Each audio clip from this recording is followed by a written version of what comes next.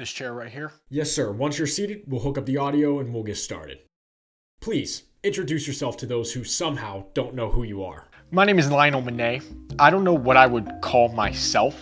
I've heard others call me an avid adventurer. Maybe. Recently, though, I returned to the States after completing my hardest challenge yet and finding the thing that I've been searching for and chasing my entire life.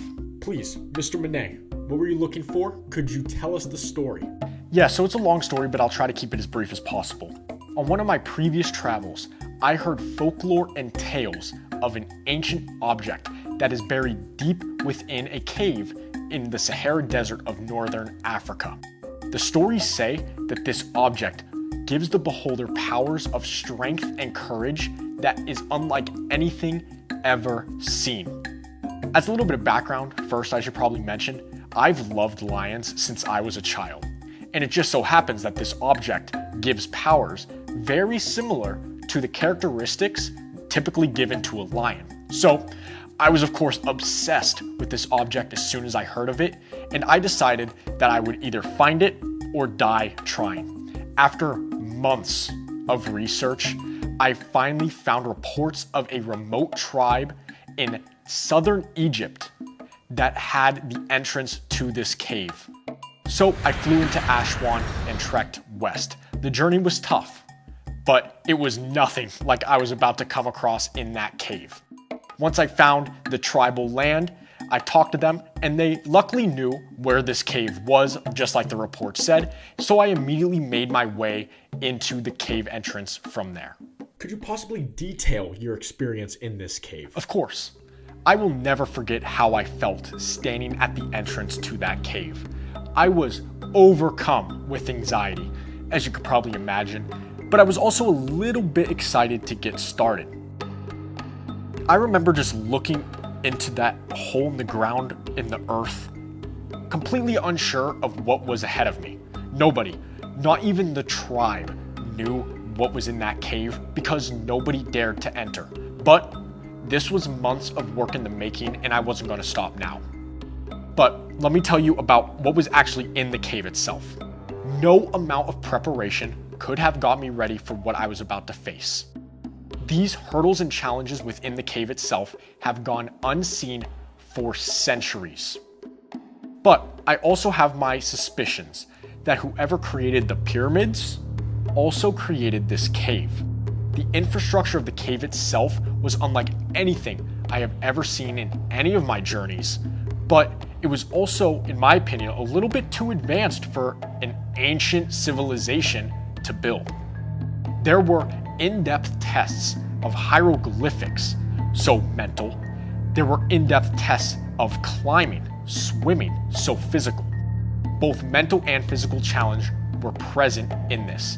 Not only that, but the cave itself was cold and desolate, and I was alone for days.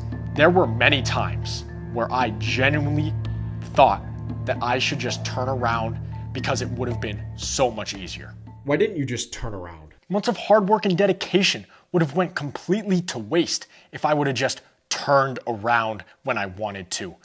But most importantly, I would let myself down. I told myself that I'd either find the object or die trying, so I continued.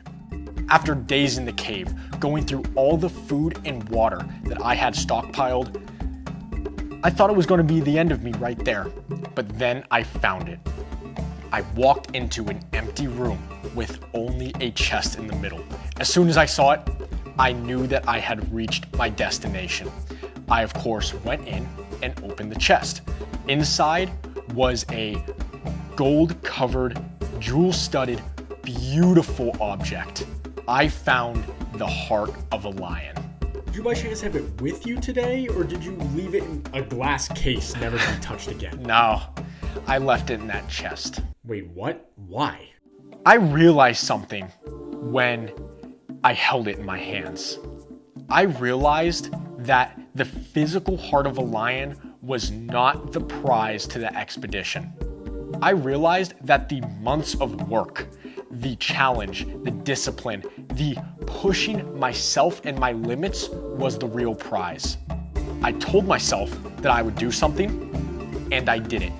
It was the mental fortitude and attitude that I developed on this journey that mattered. The experience taught me strength and courage. And if I took it, then no one else would ever be able to experience that journey like I did.